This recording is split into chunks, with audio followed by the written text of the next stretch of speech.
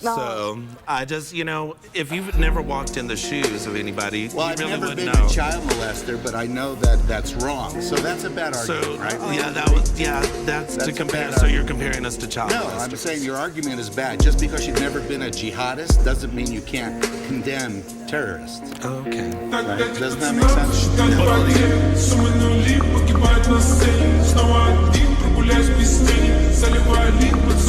Welcome to God is Open. I am your host, Christopher Fisher. Today on God is Open, we are going to be remembering the life and times of Pastor Bob Enyart, pastor of Denver Bible Church. A larger-than-life figure. He's a major influence in open theism, putting out open theist material, Bible studies, and lectures, and going on debating individuals such as Samuel Lamerson and James White on the topic. In addition to this, he's been a political mover and shaker for the past 30 years in national politics, being involved in everything from the latest tyrannical mask mandates all the way back to the O.J. Simpson trials and destroying O.J. Simpson's memorabilia in protest. I do remember I was like in 6th grade or something like that, and I was watching The Daily Show, and Jon Stewart pops up, and he's like, "Oh, the Pastor Enyart, he's destroying all this memorabilia."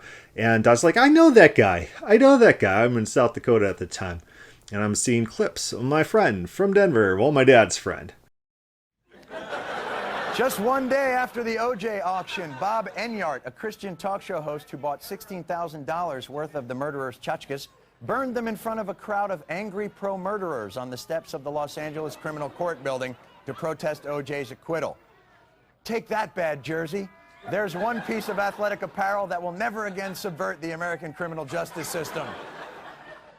This man claims that destroying this trophy must mean he loves it very much. Enyart's extremely vocal detractors included these two men who showed up to scream out in support of OJ, but had to leave early to attend the 3rd annual John Bonet Deserved What She Got rally. But what I remember about Bob Enyart personally is his unending love for humanity, his eternal optimism, his general pleasantness, and just the way he'd interact with people and treat people as human beings with kindness and thoughtfulness and understanding. So I can only talk about Bob Enyart to the extent that I knew him. I kind of grew up a little bit in Denver. My dad was friends with Bob Enyart, so maybe I went to his house. Maybe I only remember one time ever going to his house, and I remember him having a big trampoline that I always wanted to go jump on or whatnot, and I always wanted to go back to the house to go jump on that trampoline because my parents, they didn't have a trampoline. We just had to climb trees and fall out and sometimes get our arms broken, things like that. But so we were passingly familiar with Bob Enyart. My dad actually performed his wedding, performed Enyart's wedding to Cheryl. And my dad's pastoral career didn't go very far, but one wedding and one funeral, and that's about it. But they were friends. They had met through Bob Hill. And Bob Hill was the pastor of Derby Bible Church. And from Derby Bible Church, several other churches were spawned. There was Grace Family Fellowship under Eddie Cook, in which my family was a part of, kind of growing up when I was in Denver, and then Bob Enyart's church was a different church. So we had passing familiarity. I've interacted with him several times in my youth, but then we moved to South Dakota, and that's where I did see that Daily Show clip. I'm like, I know that guy. Flagging my memory. I am familiar with who that is. Fast forward, now I'm in college, and I guess my next interaction with Bob Enyart is driving down one summer with my family, and I was able to, at his church, present my honors thesis on the Hellenization of Christianity to his congregation, talk about my research and what I have been studying, and the Hellenization, the Platonization of Christianity. And I ran the Sunday school and all of 18, 19, 20 years old, running this Bible study on my thesis, which was a good experience. It was interesting to interact with a lot of those individuals at Bob Enyart's church. And a lot of them I had met previously from Theology Online. Theology Online was this message board where like open theists would congregate and discuss ideas and debate different topics. So I was semi-active on that platform, not entirely active. I'm just a college student doing college full-time, and and interacting on these boards. But so I had passing familiarity with some of the people at the church already, meeting them in real life. Probably the next interaction I had with Bob Enyart was maybe a year later, and Bob Enyart was in the midst of the Samuel Lamerson debate. And so he's drawing up responses. This is a formal debate on Theology Online. If you Google Bob Enyart and Samuel Lamerson, it'll take you right to that debate. It's a back and forth, basically on open theism versus Calvinism. And so during one of those response periods, that's when I came and visited.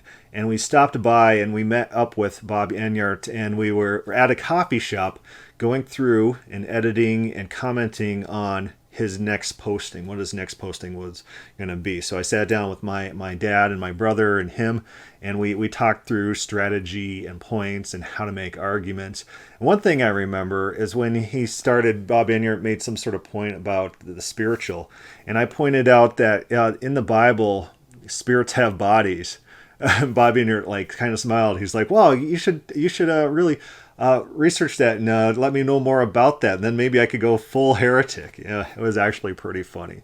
So that's what I remember. He's always happy, always making jokes, making light, encouraging others. He did a lot of encouragement to others, and he just knew how to interact with people. He was very much a people person, very intuitive, very much being able to feed off of the energy that the people communicating with him would give off, and he would be able to match that. I think that made him a very effective communicator. So fast forward, now we're at about 2006, and my next interaction with him is he was having a tour of Greece, a biblical tour of Greece, and people would pay and they'd come, and you'd drive around to all the ancient ruins, and you had a tour guide who would go through the various sites and tell you things about the Bible and how it lines up to archaeology.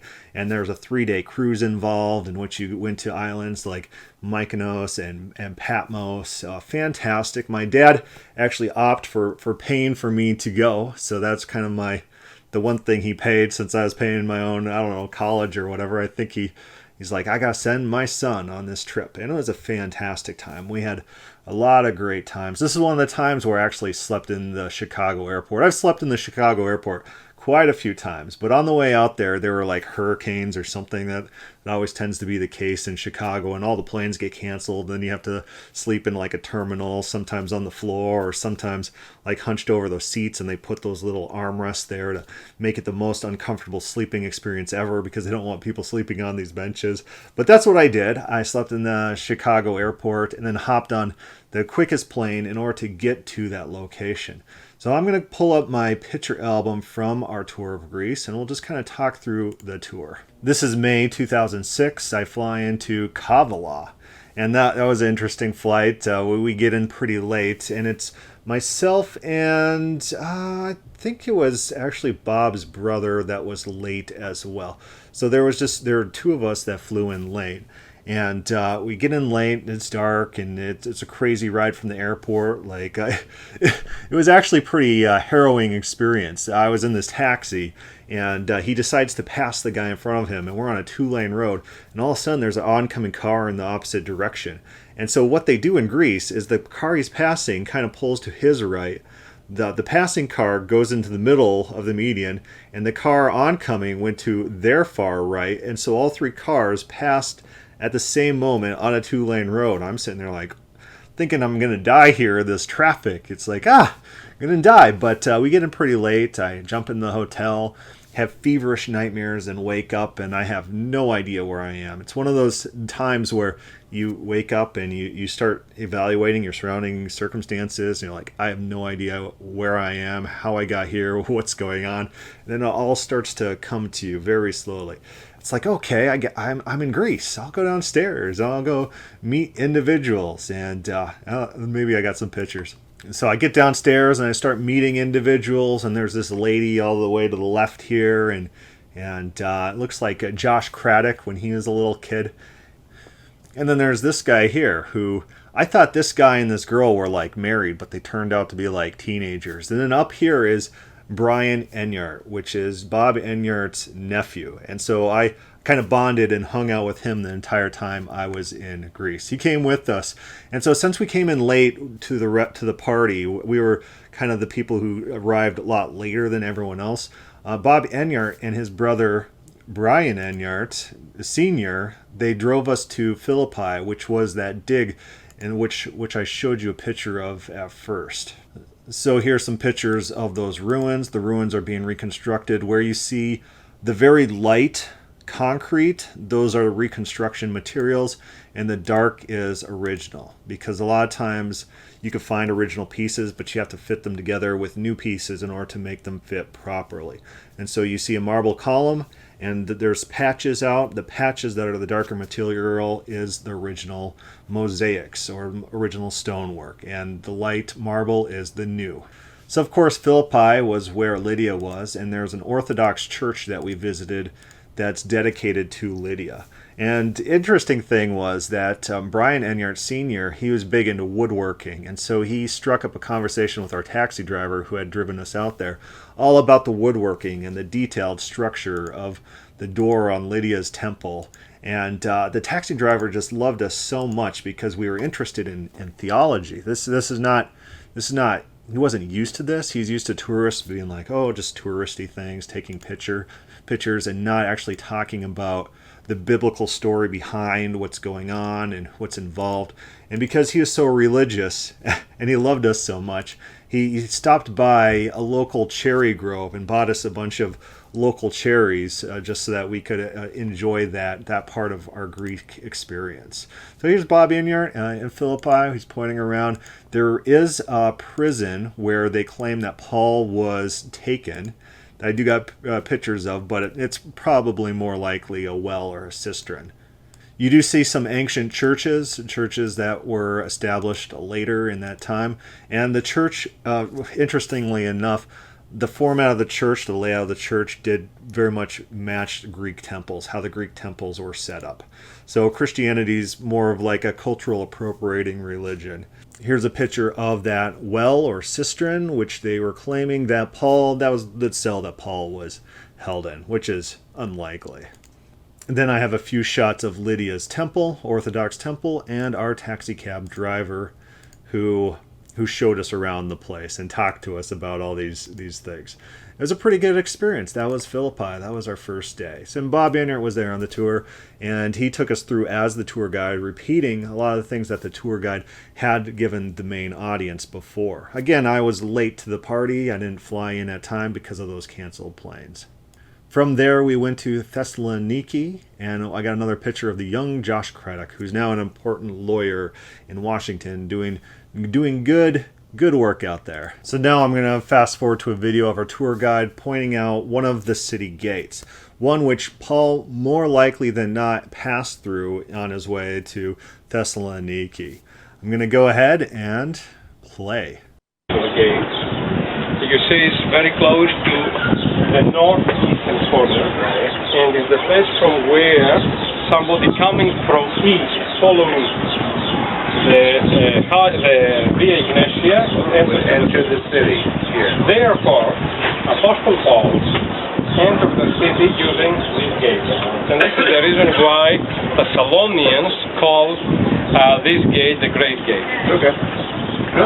So we won't actually go through the entire trip, but we did see amazing sights. We went and saw monasteries, we went and saw Berea, we saw the Oracle at Delphi, we saw Athens, and then we went on the cruise and saw Mykonos and Rhodes and Patmos. Oh, the Rhodes is actually pretty amazing. We were on the cruise, and here's my cruise story.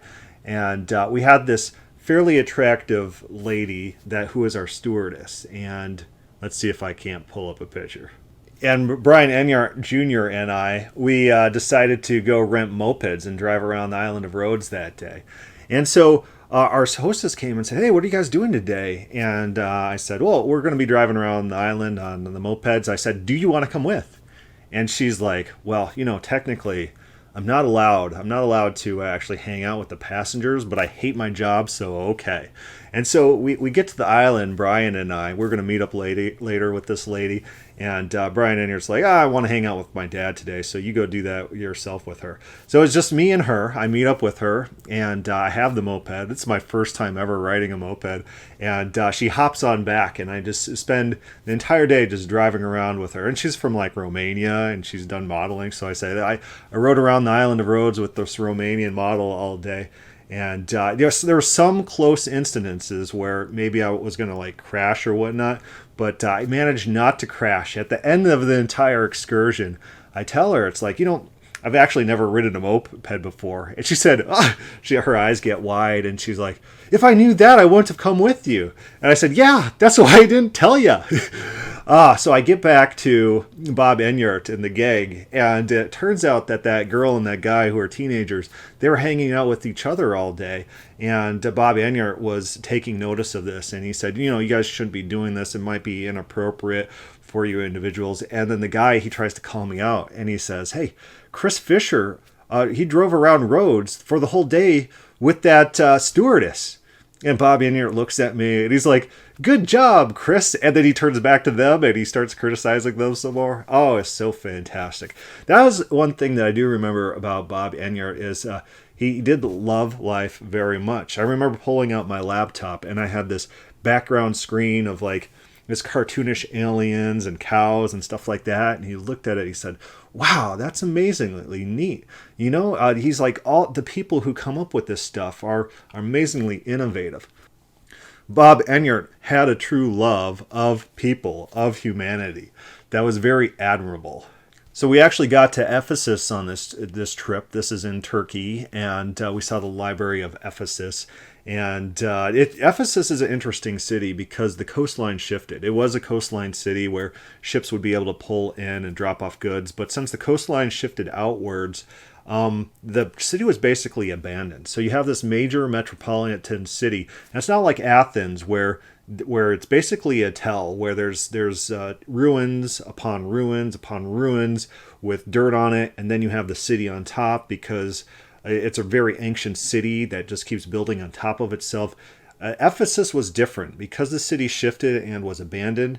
It's basically we're reconstructing maybe a 7th century city. And so Library of Ephesus is an amazing find, amazing archaeological dig.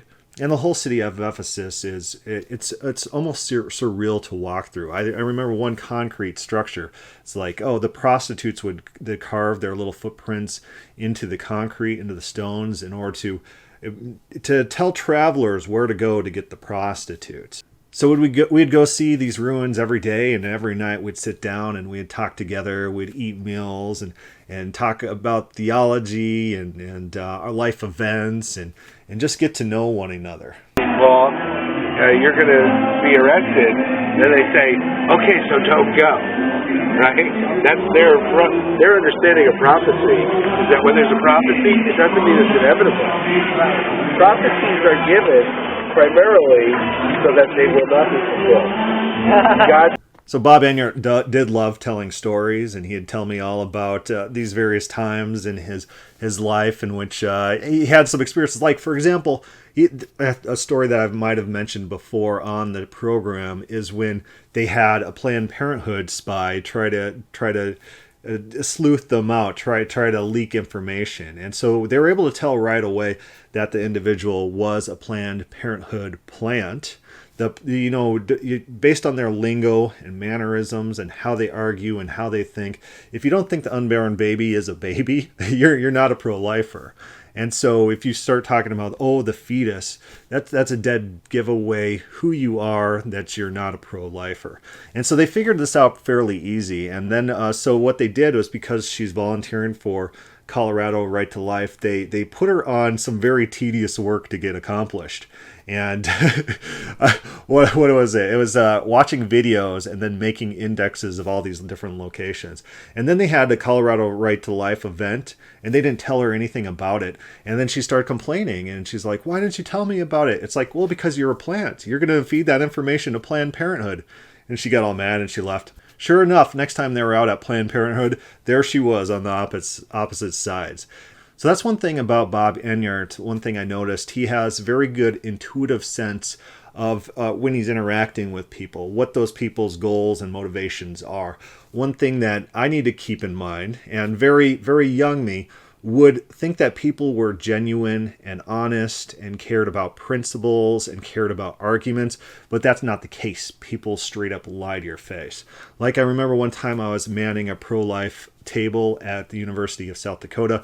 I had the pictures of aborted babies out there showing everyone what they supported, and the girl sitting next to me for some, I don't know, a stupid cause on her table, she said, "Oh, I had an ectopic pregnancy." You know, she's arguing that she had that. It's like, oh, and then we had to terminate the baby. And she was just straight up lying to me. And I didn't know she was lying to me. And I was talking to her as if she was giving me a life event that she experienced that might have weighted heavily on her heart. But as soon as I left, she was talking to my friend, Bo, who was manning the table after me. And she's like, yeah, I made all that up.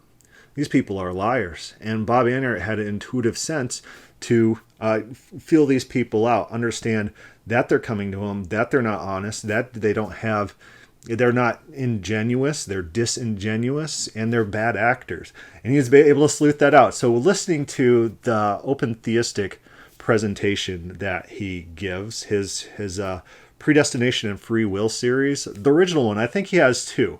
So I remember back when I was very young, we still had cassette tapes with the two little spinny things and magnetic tape that you'd pull out and you'd put back in with the pencil.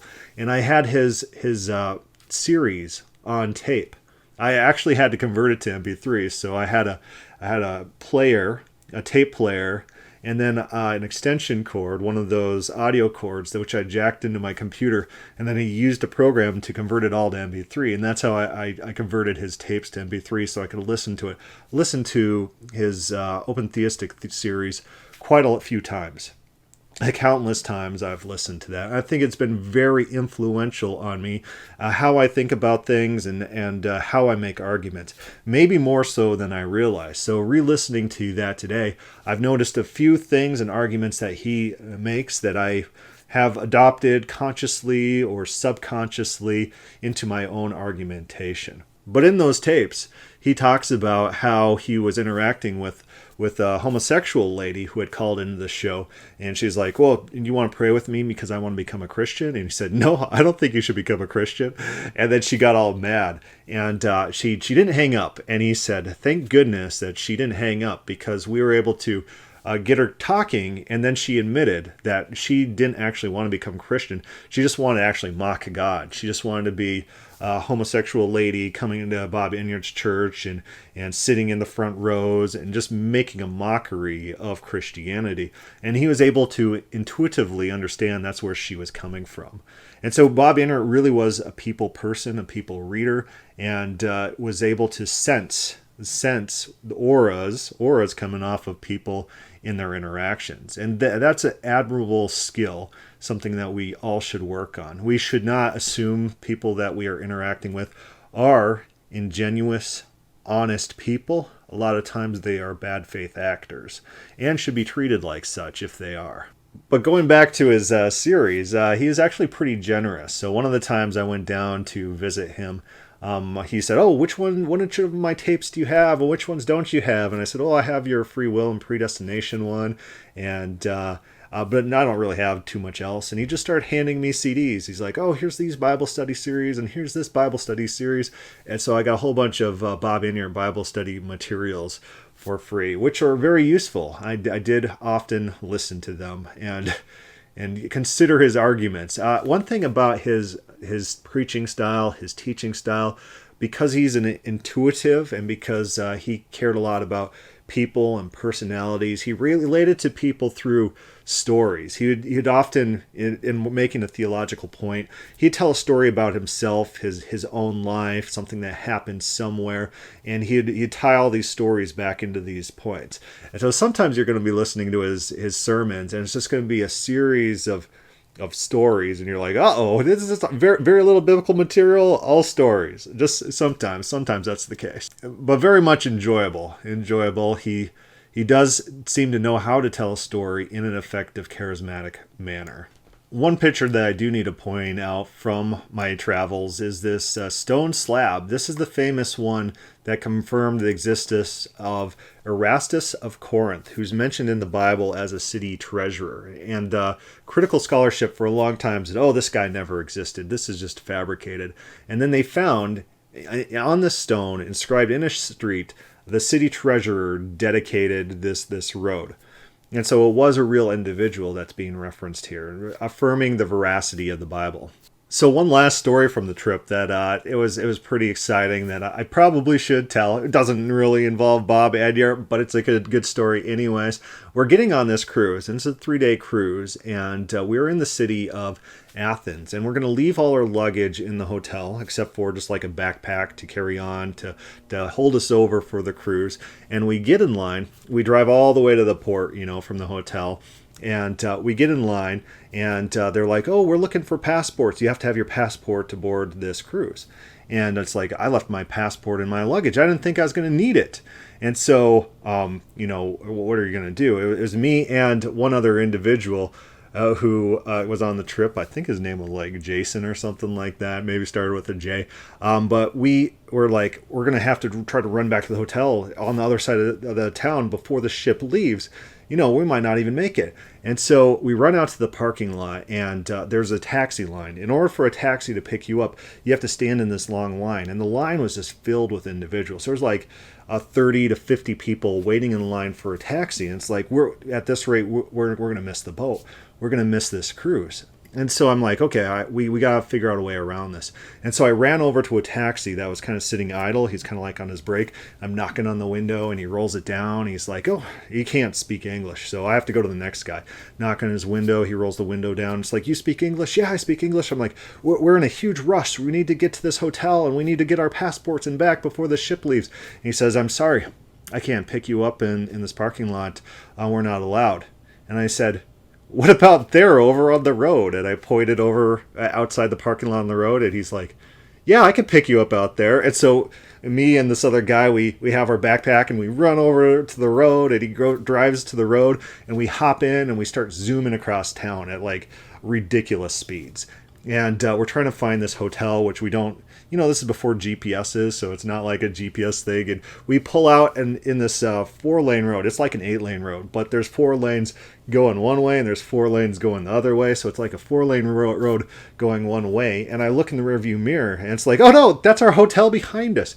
And so he pulls over to the side, and we're in the side median, and he pops into the reverse, and he just starts reversing through 4 lanes of traffic on the side. We reverse all the way to the hotel when we run in, and we get them to unlock our bags for us, and we pull out our stuff. We jump in the hotel, and he just flies off again, and we're racing through the streets, and we're getting all our money out of our billfolds and stuff to pay this guy, and we gave him a good tip, and we threw the money at him, and we jumped out of the taxi, and just as we're doing it, the boat's about to take off, and they're closing the gate, and me and my friend, we ran in there, and we gave him the passport, we jumped on the ship, and then we sailed off to safety. That's my fantastic story in which I used innovation to save the day. But it was good. Even if we missed the boat, we would have figured out things to do. Athens is a cool place, so you could probably figure out cool things to do, right? One other cool place that we went to was Corinth, and remembering Corinthians when Paul's talking about spiritual places, high places, fortified places. This is being written to the Corinthians who had a fortified high fort, and we did take a picture of that, on which there was a cult. A cult to one of the Greek gods was up there, which had cult prostitution, where they shaved their heads and got involved in cult prostitution. But Paul would often do this. He would write allusions to things in the society to which he's writing, pulling on local traditions. It's like in South Dakota at college, I went and saw a comedian, and what's some of his jokes about? Coldness and mittens and stuff like that. And so he's appealing to his local audience in how he frames his dialogue. What is it? Newsboys, they'd always do that at a concert where they had their one song with a million little pieces, and then they'd switch out the location to whatever location they're in, and it'd get a big cheer. Like if they're at Sunshine in Minnesota, they'd be like, they sing, and then they'd add Minnesota, and then the whole crowd would go wild. And they're like, Minnesota! And they're waving their hands, and that's what they would do.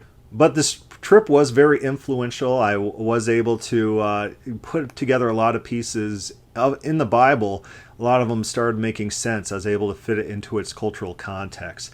It was great that I was there with Bob Enyart, who would have additional Bible studies on top of what the tour guide himself was saying, and we'd be able to talk about these things and have fruitful discussions into the night. One conversation I remember pretty clearly is there was this Texan farmer, and he was on this trip with us. He's a good guy. I think his name was like Tom or something. And he's like, one day I was out there on my Texas farm or whatever on the porch. And I'm just sitting there, and a UFO flies over, and I'm just watching it, and then it flies away. And Bob Enyart, he's like, later, he's like, kind of dismissive. He's just like, yeah, I don't know about that. But I think he didn't give him enough benefit of the doubt. I think, yeah, absolutely, there are unidentified flying objects that are unidentified and real phenomena, like for example, the video that the government released and that pilot's interaction with that strange tic-tac shaped object. So it's probably not something we should just dismiss. It's just interesting that Bob Enyart's like, yeah, I don't know about that one too much. He was always very skeptical of these types of claims. Other than that, I would just see Bob Enyart and talk to him sporadically time to time. I guess my last phone call with him was right before Warren McGrew popped up on Bob Enyart Live and had an interview about Warren McGrew and Calvinism and original sin a little bit and open theism. Right before that conversation, I got a call. It was like last month. And he's like, oh, tell me about this Warren McGrew guy. And I told him all about everything I knew about Scruff McGruff, about his, life leading from Calvinism and his views about open theism and the such. And Bob Enyart was very encouraging on that phone call. He's like, I hear you're doing a great job. I don't always get time to listen to anything that you do. But my son is very excited about that and tells me all about some of the good things that you say. So very encouraging, very fruitful phone call, and again, full of life. He was always full of life, and he was always a very genuine individual. One of the stories he told me that when we were in I don't know where in Greece, but he was talking about how he had a conversation, he had a dinner with other influential individuals at some point, other like the Joel Osteen types. I don't think it was Joel Osteen, but he was there with certain Christian pastors who had some sort of mainstream notoriety, and he's just talking about how these people in person are not very pleasant individuals. They're not happy individuals. They don't tend to love life, and it's like they're almost like they're disingenuous frauds. And Bob Enyart was not that way. He wore his heart on his sleeve, and very intentional and very straightforward individual. How he was like on air was how he was like in person. That's who he is. Very genuine individual, a real person. And Christianity's at a great loss for losing him as a pastor. Both socially, politically, and theologically, this is a great loss to the country. He's standing up to government tyranny when almost no other churches are. What other pastors are out there other than the Stephen Andersons of the world and the John MacArthur? So John MacArthur's Calvinist, Stephen Anderson's more of a traditional Arminian, kind of, and then the Bob Enyart, the open theists. These are the people fighting against big government, overriding and destroying the lives of little people. And so a very, very sad loss to liberty, very sad loss to theology, and we pray that his family is healed, his family is able to deal with this grief and get through the loss of this very loved individual. I do expect there's going to be a big outpouring of love and hate. There are people who hate us and want us dead, and those people will be celebrating today. So things that Bob Enyart taught me. First, to understand that the Bible does have idioms, to be able to identify idioms.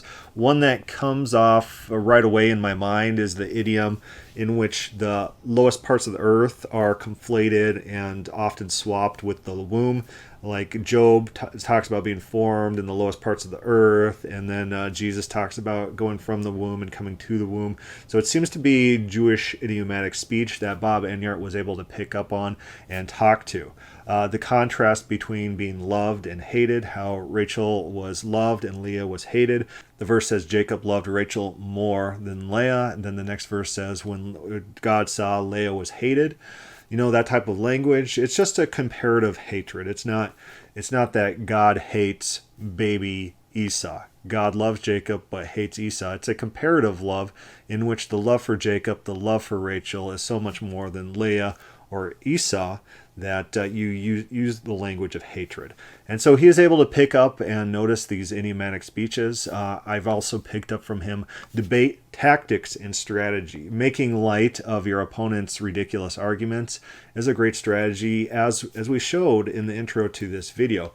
Also in his discussion debate with the California radio host, I did clip that out, and I guess we could play it right now.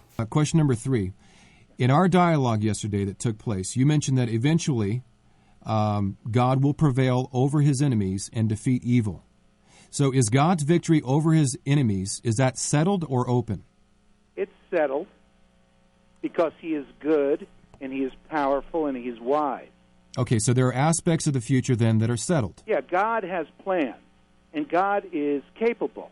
He's not, whenever we debate an open, settled viewer, they pretend that we're saying that God is impotent, that he can do nothing. But God is the creator God. He has power and great wisdom and knowledge, and so therefore he can do things like he can get people to name a baby Cyrus, and he can get a rooster to crow. He can do some things. Well, in our debate, that gives me great comfort, Bob, that God can do some things. Yeah, well, that's what we're up against. Dr. Lamerson denied that God could get a rooster to crow unless he foreknew that it would crow. Well, he planned that it would crow, and therefore he foreknew that it would crow. Well, or is God able to make a rooster crow? Can God do that? Is it something he could do? Absolutely, he did it. Right. Fantastic. So a lot of his debate mannerisms and strategies are very useful in how he undermines his opponents and points out the ridiculousness of their positions.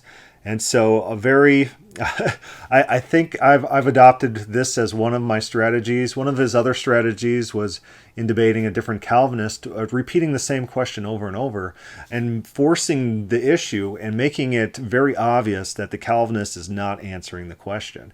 And so this is a very good strategy, and it works very well, and it makes the other person look foolish. So that last debate clip that we showed was from the Gene Cook debate. Bob Enyart also has the James White debate, in which he points out the James White's hereticism on the Trinity, his heretical views, which is actually a really funny interaction. And then also he has the debate with Samuel Lamerson, which was a pretty decent debate as well. There's some things about the debate I didn't like, a couple cheap shots, but one thing that Bob Enyart impressed on me through that whole process was when he was talking to me personally. He said, you know what I like to do is I like to use my second best argument first, and I like to use my best argument last, because that gives them a hard hit up front and an even harder hit as the last move.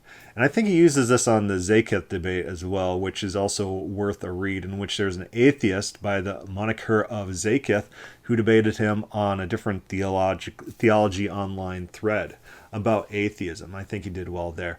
That's one thing about Bob Enyart, his fight against atheism, his fight against evolutionary theory. I showed my kids his tape, his Real Science Friday on 7-layer fish, in which you have jellyfish that are over 7 different strata, hundreds of jellyfish that are fossilized. And so you know the strata was laid down all at the same time, because what's the likelihood of a jellyfish, which is a rare fossil to begin with, having hundreds of these fossils in the same area, thousands or millions of years apart? Unlikely. These jellyfish in 7 different strata were all laid down at the same time. Bob Enyart, his work on polystrate fossils, his work on dinosaur DNA, in which he popularized arguments. One thing he did was exposing that these quote-unquote scientists are frauds. They're shills. He called them up and said, hey, if you want to carbon test this dinosaur soft tissue, I will give you money. I'll give you $20,000. And on tape, Jack Horner, quote-unquote scientist, is like, no, we don't want to do that because that might give ammunition to the creationists. Yeah, because you're a shill. You're not a scientist. You don't care about evidence. You don't care about funding if it's going to lead to the wrong conclusions. But guess what? They did carbon date dinosaur bones and found carbon in those dinosaur bones. And carbon's not going to be detected at 100,000 years. So you know those dinosaur bones, it's not contamination because it's not unequally distributed. You know those dinosaur bones are going to be less than 100,000 years old. And so his work on dinosaur tissue, his interesting interactions on carbon-14 found in diamonds, this type of stuff that Enyart was championing and bringing face-to-face with atheists, the atheists can't explain it away. They couldn't deal with Bob Enyart's arguments on these topics. And so popularizing that type of information to his audience, very important work. The Rate Project, in which they drilled into diamonds and found carbon-14 in these supposed million-year-old diamonds. And you could probably do that. Any diamond you want, drill in, you're going to find that carbon-14, showing that all these diamonds have a young age, less than 100,000 years. So he's a very intelligent, intuitive individual. He had a library of wealth of information in his head and was able to recall things almost instantly. So talking to him about the Bible, he had an indexed memory of different scripture. He's very well versed in it. But I'm sure I've forgotten a lot of things, and I need to add some more things. Maybe we'll have a communal get-together where other people can share stories about the life and times of Bob Enyart. But a fascinating individual, very fun to interact with and hang out with, and tell stories to, and get stories from, so just pray for him, pray for his family, pray for healing. We need to celebrate life, though. Life is short. Life doesn't last as long as we'd like it to. We just have to live and make the most of our days. I think he did.